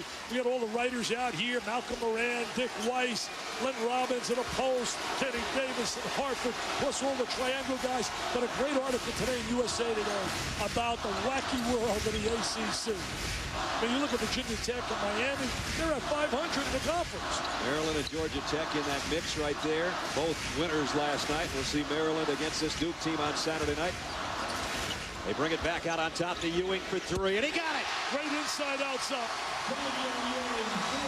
Ball goes to the interior, and they bring the ball back outside to Ewing. Now the steal. 3-point lead. Ewing going the other way. He's got to bring it out. Got to bring the ball back out. It was a great play by Duke, recognizing the interior and the perimeter. Bringing the ball into the 3-second area, and then back out from Williams to Ewing. Coach K had to like that play. Gonna watch the ball go inside. Remember, freeze it right here. And they kick it right out here to the open shooter. Goes inside and out. Bring the ball inside, bring it out. Great job. That's perfect execution. Carolina trailing by 3 as we approach 9 minutes. Nice job of hedging right there, stepping out, playing the screener, get back to your old man. McCants for the tie. Rebound saved beautifully by Manuel on the baseline. But now it's Redick with a loose ball. McCants not shooting well tonight. He's too good a shooter. Really struggling. He's 2 out of 10 from the floor. That's 20%. Good man. I shoot like that, baby. Not Rashawn McCants. Ewing will try another 3. Got another one. Why not? Same spot. Why not? Same spot. They love him here. Oh, they love him down in Duke country. The guy that Mike Krzyzewski said had to play within himself and not get in foul trouble because they need him on the floor has hit the last 2 baskets, and Carolina turns it over. I'd get a timeout. He should get a timeout. This place is rocking. They need a TO, baby.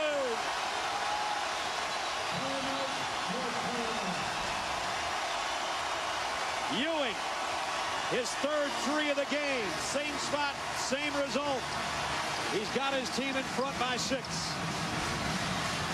Wow, we're getting paid for this, Brad. It's unbelievable. Last night, Florida, Kentucky, Syracuse, Notre Dame. Saturday, we'll be down there in Maryland. Unbelievable. Somebody said to me today, when's the last time that Duke was considered an underdog in their own building? I said, I don't know. Don't pay attention to that stuff. They weren't expected to win this game.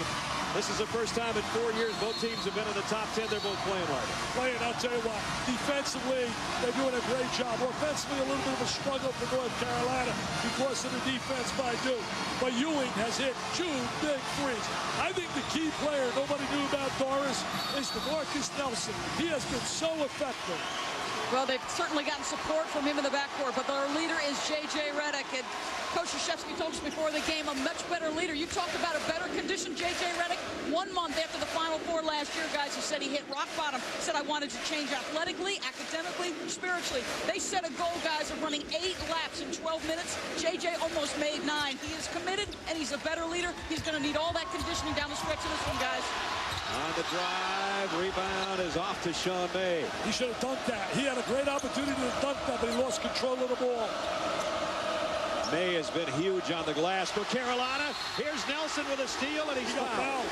I'll tell you, DeMarcus Nelson has quietly been an unsung hero here tonight. This is the kind of thing Jay's talked about throughout this game. Who wants to scramble? Who wants to hustle? Right now, DeMarcus Nelson, the freshman off the Duke bench, wants it more than North Carolina. ESPN College Game Day is in Maryland, where the heat is on.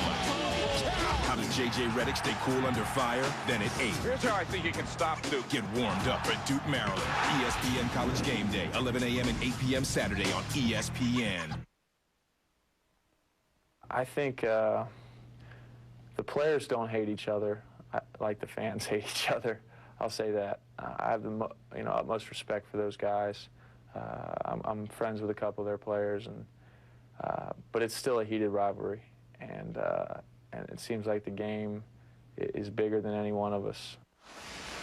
And J.J. Redick, who's been quoted as saying, or people have talked about him probably being the most hated, and I don't think hate's the right word. He gets hassled more in every opposing arena than anybody else in the country.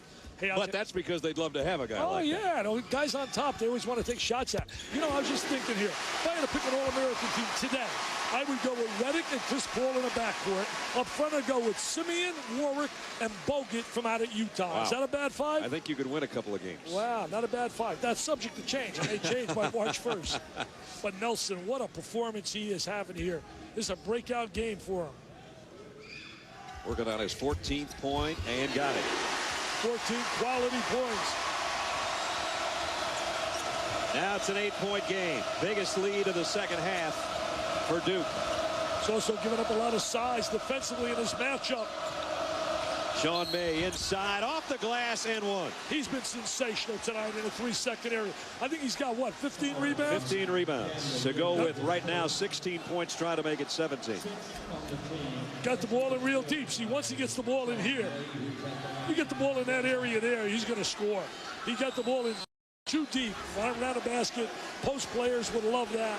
Led the ACC in rebounding last year. First sophomore to do it in 10 years. 15 boards tonight to go with now 17 points. Not a bad night. I think the last guy to be a rebounding leader for them, Mitch Kupchak in the conference. Now to find GM for the Los Angeles Lakers. 61-56. We've got 7.5 minutes to go. There's the Duke leaders. Ewing has led the way with 4 threes, part of his 15 point, 3 threes, part of his 15 points. Here's Redick with the left hand. He's going to go to the free throw line, and if it's manual, it is 4 on him. See, this is what he does so much better this year. His attack of the basket, his first step, his ability to create contact, to be able to go to the line, where he's the greatest free throw shooter in the history of the NCAA. What's the number? Over 93% career-wise? Yep. So he protects the basketball. Up to the line, 93+% from the free throw line. Career 5 for 5 tonight. What rhythm, what touch he has. He's 115 of 123 from the stripe. And Duke is perfect from the free throw line tonight, by the way. They're 15 out of 15. That's not too bad. That's when we had Wake Forest one day. It was incredible. But they go 31 for 31. Yeah. Something like that. Then they ended up going 50 in a row before they missed one at Florida State at the end. Down he did. Reddick knocks down 2, 63-56. What a weapon that is to have Reddick and Ewing on the floor with a lead late, where they got a foul to put those guys on the line. Duke by 7 to go. May over Williams. Whoa, what a tough shot that was. I'll tell you, he is playing sensational, as I said earlier. Getting deep position, running the ball. But the key again, I can't emphasize this enough. Having seen North Carolina so often, they have not been able to demonstrate that fast break. Duke has taken away the transition game. Reddick drives. He knows Manuel's got 4 fouls. But he doesn't have Manuel on him right now. Beg your pardon. I would right now want him to drive, try to get a foul situation. There he goes to the basket. And he missed the shot. And was there a foul called? No.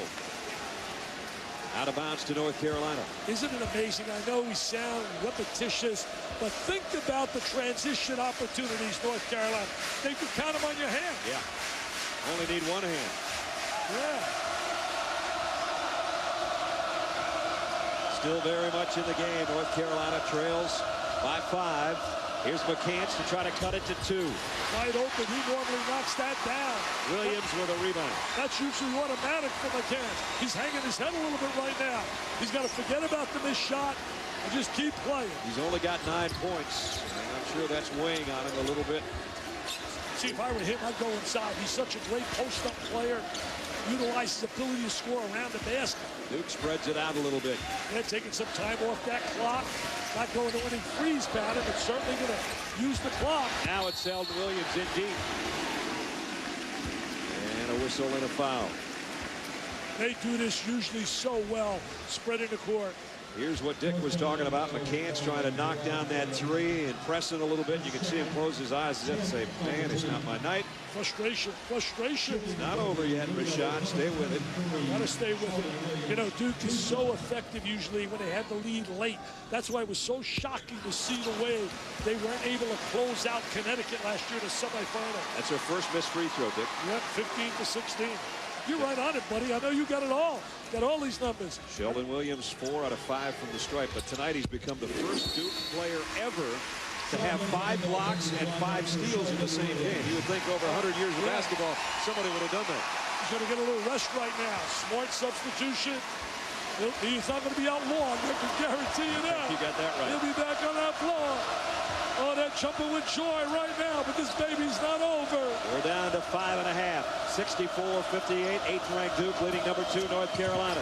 Ball loose on the baseline. Out of bounds to North Carolina. Nope, the other way. Last touch by Felton. Duke has done a terrific job really digging in defensively, rotating over, closing off driving lanes.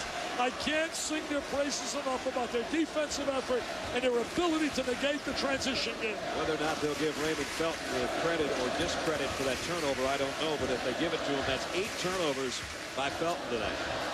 Going to spread the court, use the shot clock, and again, this takes away the transition game. Reddick, backpedals, fires a 3 and got it! Oh, what a big three! What a big three! Dude, I love it here. Look at him jumping! Foul before the shot by May. And Reddick, his 4th three-pointer of the night. Watch this thing. Look at this. Backs up, squares the body, falls to the deck. Nothing but nylon. Hey, Doris, we watch him shoot the 3. What about a breakdown of the transition game of North Carolina? Well, I think if you would have told Mike Krzyzewski that Carolina would have 0 fast break points with 5 minutes to play, he would have said, I have a pretty good chance to win. Right now, he's in control, guys.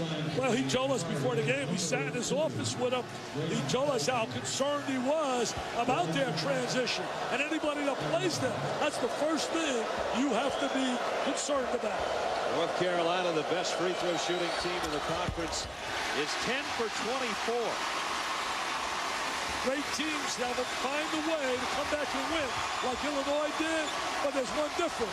This is not a struggling Michigan team. This is Duke they're playing against, North Carolina. Ewing goes down and skidded on his knee as there was a timeout being called, and now he's hurt.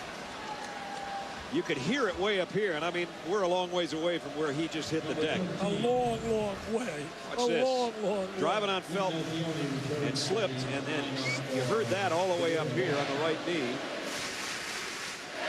Can't afford to lose him. Their triangular three, Ewing, Reddick, and Sheldon Williams, are so valuable to this team.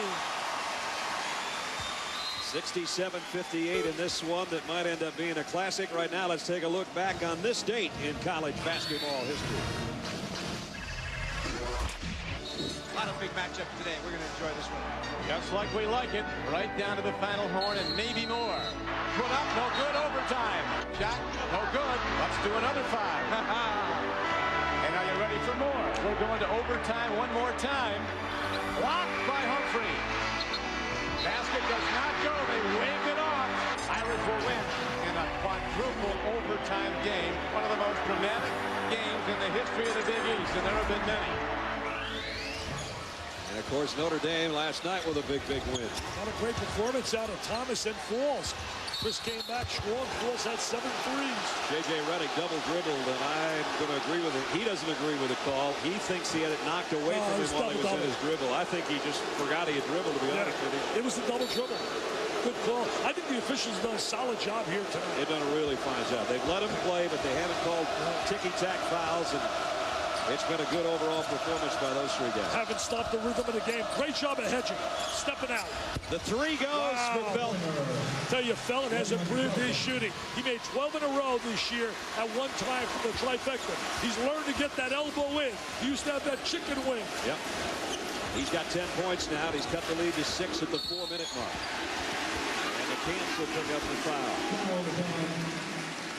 Second foul on McCants. So we've got 4:01 remaining. Look at Melchioni right here, trying to challenge Williams, who's trying to sit in the post. Oh, he's hooked him around the neck. Got away with that, baby.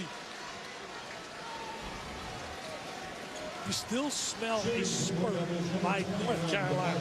You just feel they're definitely due for a spurt. They can hit a 3 so quickly. They're shooting better than 40% from the 3. This guy's been sensational off the bench. 14 points. His season high for DeMarcus is 17. He might be on his way to that or better. Scored over 3,400 points in high school, the California State high school record. And you go, well, he was just a shooter. He had over 1,500 rebounds and almost 800 assists. That's a player. He's done a great job rebounding here in terms of for Duke this year. Doesn't have great size. California's Mr. Basketball knocks both of them down at 69-61, 4 to go. Don't go away. He'll get an Oscar if they win this game tonight because he's been the unsung hero. Supporting role. Big time.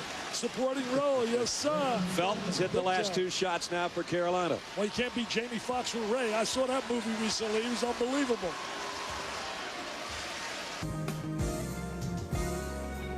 And attacking the basket. Here they go, spread the court. Dockery on the dribble. Foul line extended. Dockery out there with Nelson and Reddick, and then Williams. See, this is good basketball IQ. Make sure Ewing and Reddick do a lot of the handling. They got 4 good ball handlers out there. Ewing thought about a 3. He hit a couple from that spot, and now trying to get a pass inside, and nobody touched it apparently. Wait a minute, now the officials, one's going to overrule the other. It's going to be Duke basketball. We got a timeout. Duke will have the ball and a 6-point lead when we come back.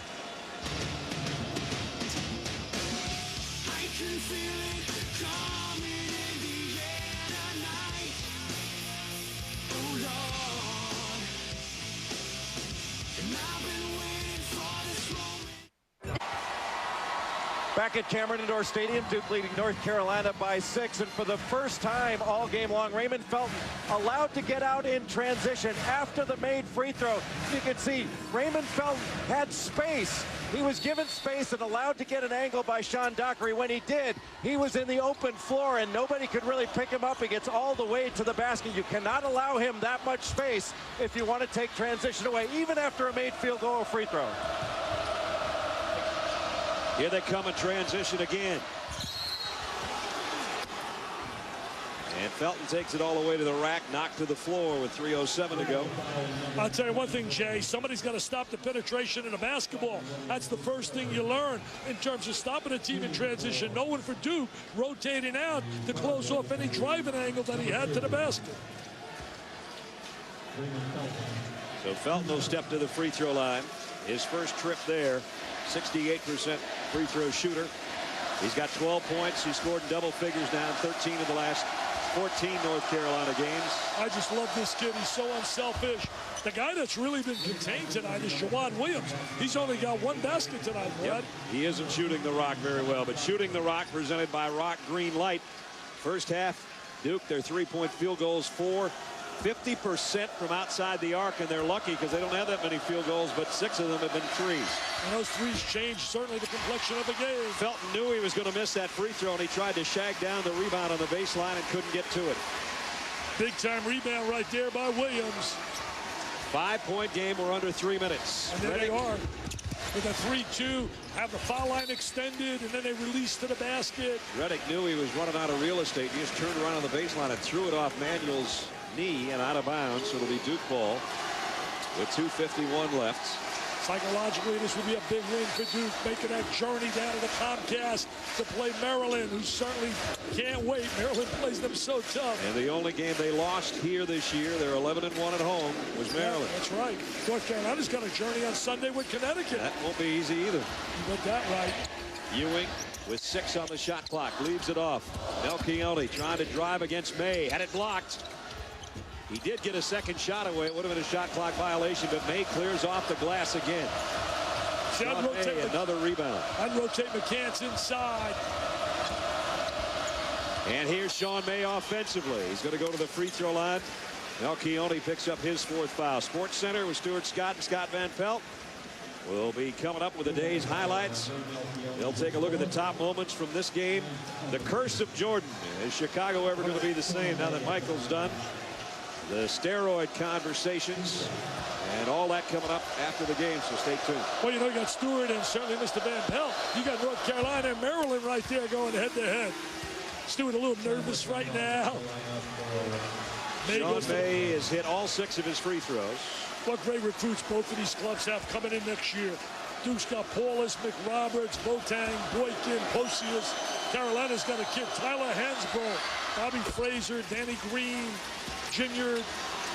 Sean May's got 21 points and 19 rebounds. Ties his number against Kentucky. And he's 19. Close to his season high in scoring, which was 24. He's made it a 3-point game again as we approach 2 minutes. He's done a great job inside.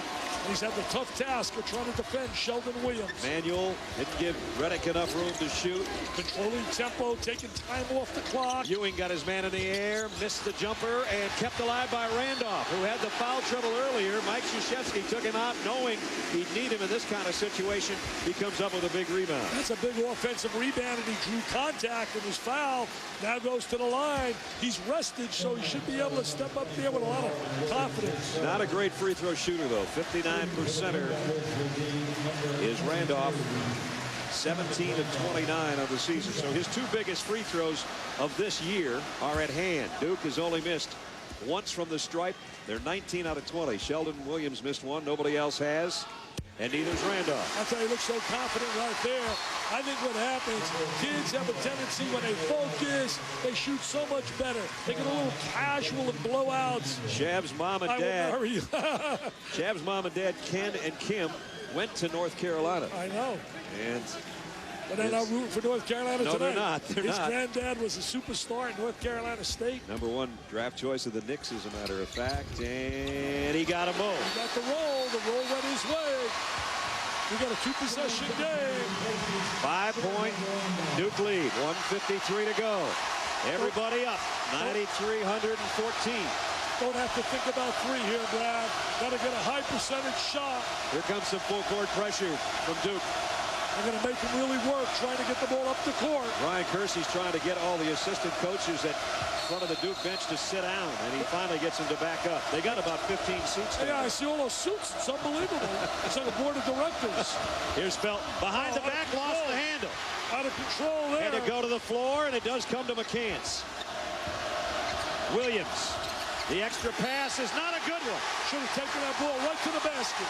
Should have taken the ball right to the basket. He tried to make the extra pass. It wasn't available. 22 North Carolina turnovers. They really didn't need that one right there from the freshman. That's a lot of turnovers. It wasn't creating. Look at a little nervous right there. A little nervous in Chapel Hill. Look at the face there. That tells the story. But there's still a minute 40 left. Jubilation on the other side, but a long way to go. Last time the Duke students emptied on the court was in '98 when they beat North Carolina, who was #1 in the nation, with Carter and Jamison. And a traveling violation on Dockery. Lost his footing. High pressure defense by North Carolina. He thought about calling a timeout, and then he took a step. And the official was right on top of it and called the walk. These teams have never met. Do you believe this? They have never met in their history of basketball in the NCAA tournament. Isn't that something? That's amazing. Well, last year Duke got to the Final Four, lost to UConn by a point, and UConn beat Georgia Tech for the championship. I'll tell you why this game is big also. Charlotte is the host for the first 2 rounds, and if you want to stay here, you better get a leg up on Wake Forest, North Carolina, and Duke trying to get there. McCants tipped in by May. Oh, they want to wave it off. They want to wave it off. They want to wave it off. They give it to him. It's a timeout. I think it was a good call. I don't think he interfered. 23 points. 20 rebounds, Sean May. The Duke staff was screaming to wave it off, but I don't believe it. I think that ball was coming off. We take another look. Let's see if it comes off the sill. Yes, sir, it's off. It's in the front. That's a good tip. He's got it tipped in. And up on the hill. Oh, they love it now. Look at them jumping. They're getting excited. So that's our heels, baby. 1:12 remaining. 71-68. Each team with a couple of timeouts. North Carolina over the limit of 10. The foul category, they've got the possession arrow. Free throw shooting so big as you come down the stretch. If you're Duke right now, you want to get the ball in the hands of Redick or Ewing. You want to make certain they have the basketball. Remember, Duke has missed only 1 free throw. Sports Center follows us. A minute 12 left in regulation. 71-68. Here's some full court pressure from the Tar Heels. Spread the court really well. No problem for the Blue Devils to get it into the front court. Ewing almost slipped and fell down again. Finds an open man. Nelson rejected. No foul called. Here comes North Carolina. McCants on the run. Lays it in. That's their transition game. Off the steal, the turnover, and that was typical. That's vintage North Carolina transition. Everybody in Durham was looking for a foul call on the other end. They didn't get it. Down to 40 seconds. 1-point game. Got to spread the ball court. North Carolina's going to get the ball back. They will get the ball back. Redick brings it out near midcourt. 15 on the shot clock. He lost the handle. Now on the dribble. And Nelson almost lost it. Tough pass to handle right there. Redick, 5 on the shot clock. Deep 3. And it's an air ball. And Carolina's got it back with a chance to win. 18.2 seconds. And you got to go inside. You got to go to May inside.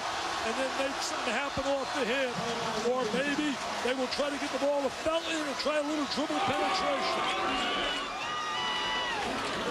There's been some great finishes in the past in the 217 previous games. How about taking you back to 1995 in February?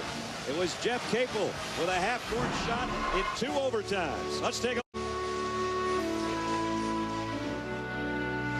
There's a missed free throw. Now, Dick, you were here for this. Oh, it was unbelievable. It was unbelievable. 35 feet. Remember, that was not a good team. And they had Mr. Stackhouse and Wallace. It was a terrific game. Some of the great shots and the great moments. We've probably got another great finish coming up. 18.2 remaining, 71-70. You know, when J.J. Redick hit that 3-pointer to make it a 9-point game, I think it was 67-58, and I sort of jotted it down, and I thought to myself, that's the 3 that's going to kill Carolina. Give them credit. They hung with it. Oh, there's no quitting them. They're too talented. And right now, you got to look for dribble penetration out of Felton, trying to create an opportunity on the inside. And also, they want to take it down to where at least they'll give themselves an opportunity for an offensive rebound. Remember, they only need 2 to win. They don't need a 3-point shot. They've got 18.2, plenty of time to put a play together. Redick is the guy that had to force that last 3-point shot. You know, Brad, they're an outstanding offensive rebounding team. And many a time, it's the offensive rebound that becomes the real dilemma. That would be Sean May on the other end. If they do miss a shot, he might be there for his 21st. They got to defend him. They got to defend him. He's going to penetrate. Here we go. Final 10 seconds. He's going to penetrate, trying to create an opportunity. Ewing on Felton. Felton spins around. Picked up his dribble. 4, Picked up 3, his dribble. 2. They're not going to get a shot away. Duke's going to win it. Duke survives. They didn't get a shot. Duke wins it. And here they come on to Coach K court.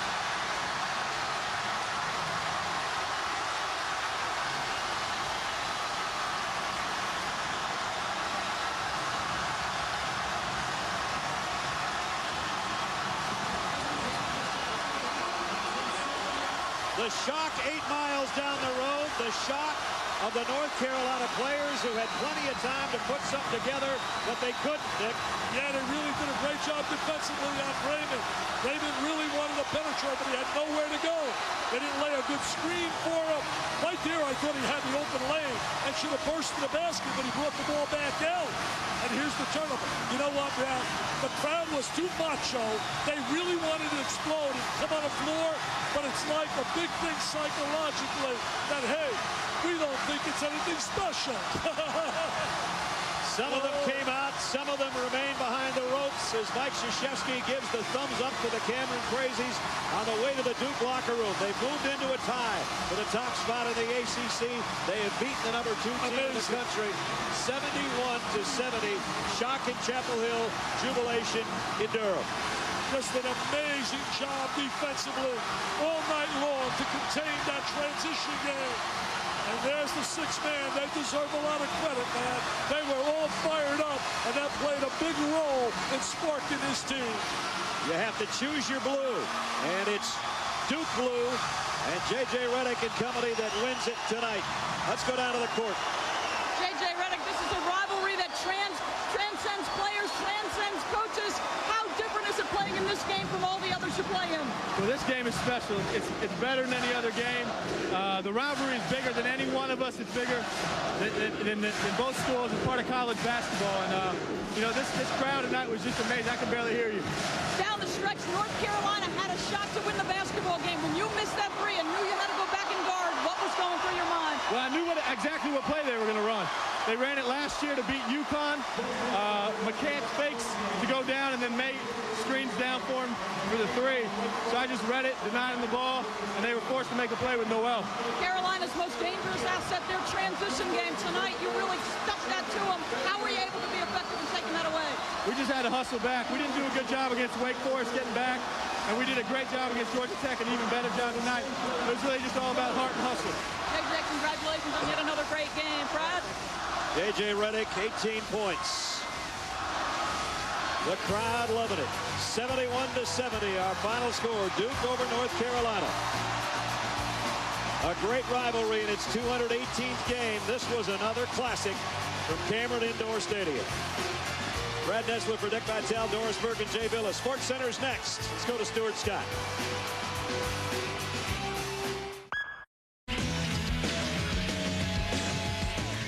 What's up? Welcome to Sports Center with Stuart Scott, who's catching his breath.